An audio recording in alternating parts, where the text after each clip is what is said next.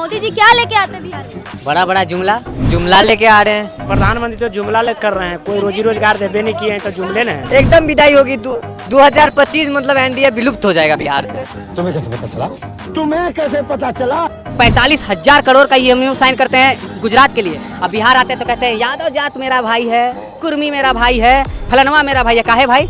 क्या भैया क्या लगता है मोदी जी क्या लेके आते हैं बिहार में? बड़ा जुमला, बिहार की जनता को कैसे बेवकूफ़ बनाना है उसका आइडिया। और क्या लेके आते हैं? बिहार में कभी आए हैं कि डेवलपमेंट फैक्ट्री लगाने का आइडिया लेके आए हैं कभी? और कहते हैं यहाँ का जो चीनी मिल वगैरह है बिहार का सब शुरू करवा देंगे। वो तो 2014 से कर रहे हैं। कै को करवा दिए 11 साल में आज तक?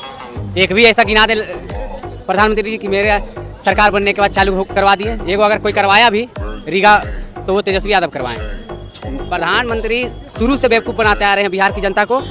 देश की जनता को तो खैर बना ही रहे हैं। पहले तो बिहार में इलेक्शन है तो हम बिहार को देख रहे हैं, तो बिहार की जनता को सिर्फ बेवकूफ़ बनाने का काम कर रहे हैं। झूठ बोलो, बार झूठ बोलो। अभी आप बोल रहे थे पिंडदान करने के लिए आ रहे हैं। आपको 2025 में ही क्यों करने आना है पिंडदान, जबकि आपके बड़े भाई ने आज से 3 साल पहले ही पिंडदान कर दिया है। जब आपको इतना पिंडदान करने का शौक था तो पिछले साल काहे नहीं किए? 25 में इलेक्शन है इसलिए आपको पिंडदान करना है। सिर्फ जनता को ढकोसला करके अपने आप को दिखाना है कि बहुत बड़ा हिंदुत्ववादी है और कुछ नहीं। पता है उनको हिंदू मुस्लिम करने के अलावा कुछ आता ही नहीं है उनको। क्या आता है उनको? भाई आप 45,000 करोड़ का EMU साइन करते हैं गुजरात के लिए। अब बिहार आते हैं तो कहते हैं यादव जात मेरा भाई है, कुर्मी मेरा भाई है, फलनवा मेरा भाई है। काहे भाई? यहाँ की जनता आपका भाई बेटा सब है, तो यहाँ की जनता को आप रोजगार दीजिएगा ना, कि अपना बेटा को आवारा छोड़ दीजिएगा। जब आप प्रधानमंत्री कहने का मतलब सब आपका सहयोग, आप ही का परिवार हुआ। जब बोलते हैं तो क्या अपना परिवार वाला को लोग छोड़ देता है कि जाओ आवारा घूमो? आवारा घूमने के लिए छोड़ देगा कोई? अगर आप घर का मुखिया रहिएगा तो आप चाहिएगा ना कि आपका घर वाला पढ़ लिख के आगे बढ़े। तो आप बिहार के लिए ऐसा कुछ कर ही नहीं रहे हैं कि पढ़ लिख के आगे बढ़े। लेकिन वो तो जब आते हैं तब विकास परियोजनाओं का उद्घाटन करके जाते हैं और कहते हैं डबल इंजन की सरकार है, शिक्षा रोजगार की बात करती है। बात करती है, देती नहीं है। मुझे क्रेडिट नहीं चाहिए। बात तो कोई भी कर सकता है, हम भी कर देंगे कि इतना दे देंगे तब ना। वही वाला बात है कि अगला वो आता है सिर्फ जुमला देता है 19 लाख रोजगार देंगे। कितना का रोजगार छीन लिए पूछिए ना, सबसे बता देगा। कौन कैसे दे देंगे भाई? आप फैक्ट्री लगा ही नहीं रहे हैं जहाँ पे मनरेगा वाला को तो काम ही नहीं मिल रहा बढ़िया से। आप कहाँ से युवा को रोजगार दे दीजिएगा? जो पढ़ा लिखा नहीं है, जो मनरेगा में 100 दिन का काम करने वाला है, उसको तो आप प्रॉपर काम ही नहीं दे पा रहे हैं 100 दिन का। आप युवा को रोजगार कैसे दे दीजिएगा? सिर्फ ढकोसलाबाजी है। इलेक्शन के टाइम पे बड़ा शिलान्यास, वो भी शिलान्यास हो चुका है, उसको भी ढक के दोबारा से उघाड़ने का काम हो रहा है और कुछ नहीं हो रहा। ढकोसलाबाजी चल रहा है बिहार में। आप खुद अगर आप इसका इन्वेस्टिगेशन कर सकते हैं, बहुत जगह आपको पकड़ा जाएगा कि जिसका शिलान्यास हो चुका है उसको बस नया से पोचाड़ा करके दोबारा शिलान्यास हो रहा है। बताइए, क्योंकि बेवकूफ़ बना रहे हैं ना बिहार की जनता को। बिहार की जनता ऐसे लोगों पे इस बार भरोसा नहीं करेगा। अब पहले वाला जनता नहीं है, सोशल मीडिया का जनता है, सब देखता है कि कब क्या हुआ था। अभी जो पिंडदान वाला बात आप बोले, हम भी चेक किए कि आज तक पिंडदान नहीं हुआ था। गूगल पे मारे तो देख रहे हैं उनके बड़े भाई जो है बनारस में जाके पिंडदान करवा चुके हैं। तो भाई ये क्यों आ रहे हैं? इनकी भी तो माँ है ना। शास्त्र और सारे मतलब हिंदू धर्म के अनुसार बड़ा बेटा करवाता है, छोटा भी करवा सकता है, कोई रोक टोक नहीं है। लेकिन जब एक बार पिंडदान हो गया तो आप बार पिंडदान कराने का ढकोसला क्यों कर रहे हैं भाई? सबसे घटिया लोग भरा अगर कोई है, गालीबाज अगर पार्टी कोई है तो बीजेपी पार्टी है। अब हमारे नेताजी जिनको हम फॉलो करते हो तो बोलते हैं बड़का झूठा पार्टी। बस आएगा इलेक्शन में बड़ा वादा करेगा, निभाना कुछ नहीं है। अभी कल परसों छोटे वाले जो डिप्टी CM बोल रहे हैं कि अगर हम सरकार में आएंगे तो 1 करोड़ लोगों को रोजगार देंगे। अभी हैं तो कितना लोग को दे दिए? छोटे वाले डिप्टी CM कौन है? अरे क्या नाम नहीं याद है उनको, छोटा वाला नहीं विजय सिन्हा। बताइए, ऐसा तो डिप्टी CM है, उनके नाम से कोई काम भी नहीं कि यादों नहीं आता है। तेजस्वी जी का नाम लेने में गर्व होता है कि 5 लाख नौकरी बांट दिए हैं। तो ऐसा काम करके दीजिए ना, वो भी तो डिप्टी CM थे।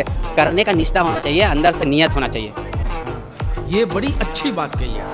ठीक है, इस बार मुझे एक एक्सपेक्टर लग रहा है प्रशांत किशोर में। Prashant Kishor is doing very well in Bihar. मतलब उनके छोटे प्रोग्राम जितने भी है प्रचार के तौर पे, यहाँ पे जिस तरीके से वो मोटिवेट करने का काम करते हैं हम जैसे युवाओं को, अच्छा काम कर रहे हैं वो। मतलब अच्छी सोच के साथ आए। तो आप जब प्रशांत किशोर की बात कर रहे हैं, एक मिनट, प्रशांत किशोर, जब आप प्रशांत किशोर की बात कर रहे हैं तो प्रशांत किशोर का एक घोषणा ये भी था कि अगर वो सत्ता में आएंगे तो उसके 1 घंटे के अंदर वो शराबबंदी हटा देंगे। तो क्या शराब खुल जाना चाहिए बिहार में? आप इस तरीके से चीजों को ना लो। बिहार में 28 राज्य है, 28 राज्य में से 25 राज्य में शराब चल रही है, समझ रहे? तो ये बहुत बड़ी चीजें नहीं है। मतलब शराबबंदी जो हो उसको हटाने के पक्ष? जी हाँ बिल्कुल मैम, क्योंकि मैं ये नहीं चाहता। ये होम डिलीवरी हो रही है मैम। कितने आप डेटा निकालो और देखो कि जहरीली शराब से कितने लोग बिहार में मरे हैं। पूरे देश में निकालो ये रैंकिंग।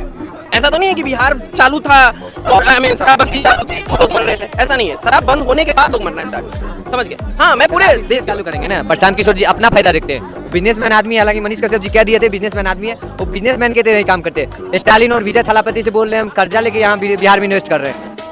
यही नहीं, अभी और सुनिए, हजारों गाड़ियां लाखों गाड़ियां चल रही है, कहाँ से चल रही है? कहाँ से चली? उसका पैसा कैसे चुकाया जाएगा? वही ना, शराब बेच के ही ना चुकाया जाएगा। तो यही चाहते हैं प्रशांत किशोर। स्टालिन और विजय थालापति का कर्जा शराब बेच कर चुकाएंगे हम बिहारियों से, बिहार का जनता से चूस के दे आना तमिलनाडु को। कि ठीक है, सबके अपने अपने पर्सपेक्टिव होते हैं, बट मेरा ये है कि मैं 2012 से प्रशांत किशोर को फॉलो कर रहा हूँ।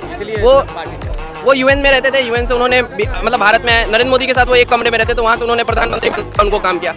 I am not talking about only he is making a prime minister. उन्होंने बिहार में आकर के नीतीश और लालू की जोड़ी को भी जितवाने में बहुत भूमिका निभाई। ममता बनर्जी, जहाँ पे बंगाल में कहा जा रहा था कि 50-50 चांसेस है बीजेपी के जीतने का, वहाँ पे प्रशांत किशोर ने कहा था 100 सीट भी जीत ले तो मैं राजनीति से हमेशा के लिए चला जाऊंगा।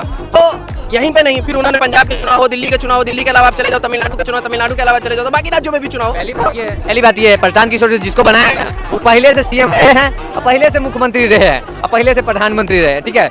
दूसरी बात ये कहते हैं 2015 में हम लोग भी जानते हैं कि लहर था आरजेडी का, ठीक है, और नीतीश का लहर था। क्या है? क्या कि भाजपा खात्मा था उसमें।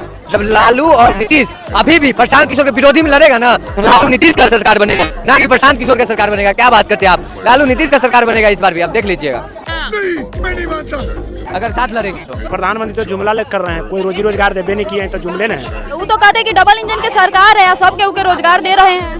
डबल इंजन की सरकार है, डबल इंजन की सरकार है, रोजी रोजगार है। ये ने फैक्ट्री कंपनी ये ने बोलते थे 2014 में बोले थे कि घोषणा किए थे चीनी मिल बनाएंगे, फला फैक्ट्री खोलेंगे, किसान खाए दुगना करेंगे, कुछ तो नहीं हुआ वैसा। इधर आ जाइए। बहुत सारा बात बोले, अब कुछ नहीं हुआ, एक धरातल पर नहीं उतरा था, जुमले ना है। अभी इस बार तो बीजेपी के यहाँ कुछ है ही नहीं और न कुछ चलेगा उनका। तो इस बार क्या चाहते हैं? बिहार में परिवर्तन चाहते हैं? इस बार बदलाव है। प्रशांत किशोर की बात पर हम लोग वोट देंगे, जनसुराज को वोट देंगे, बाइक छाप पर वोट देंगे।